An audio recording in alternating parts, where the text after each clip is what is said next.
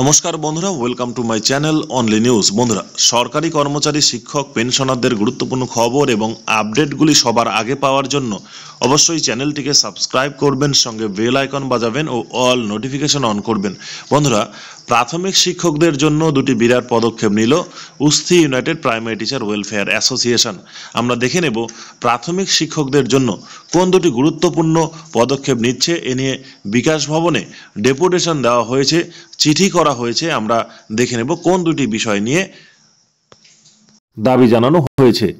উস্থি united primary teacher welfare অ্যাসোসিয়েশনের পক্ষ থেকে আজ আমরা 4 সদস্যের প্রতিনিধি দল শিক্ষামন্ত্রীর সচিবের সঙ্গে বিকাশ ভবনে দেখা করি। মূলত 3টি বিষয়কে কেন্দ্র করে 3টি দাবিকে বলছে।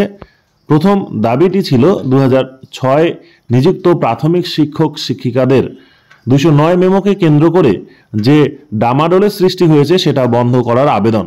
4 মাস আগেও এ বিষয়ে আমরা ডেপুটেশন দিয়েছিলাম। বিভিন্ন ব্যক্তিগত আদালতের রায় একসাথে জড়ো করে আজ উনি আশ্বাস দিয়েছেন আমাদের দাবি মেনে শিক্ষক শিক্ষিকাদের টাকা ফেরত দিতে হবে না। এ নিয়ে নতুন মেমো দেবেন। আমাদের সম্পাদক ভাস্কর ঘোষ শিক্ষার্থীদের পোশাকের মান নিয়ে এর আগের বছর শিক্ষামন্ত্রী দপ্তরে অভিযোগ জানিয়েছিলেন। এবছরে একটা শিক্ষার্থীদের স্কুল ড্রেস নিয়ে যাই ওনার দপ্তরে। সেই ড্রেসের কাপড়ের কোয়ালিটি দেখে উনি নিজেই অবাক এবং ক্রুদ্ধ হন।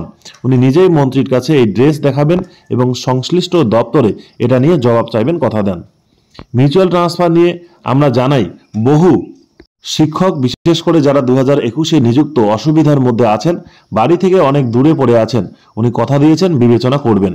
আবারও বলি, উস্থি united primary teacher welfare association শিক্ষক শিক্ষার্থীদের বঞ্চনার বিরুদ্ধে লড়বে। ধন্যবাদ। সন্দীপ ঘোষ, রাজ্য সভাপতি।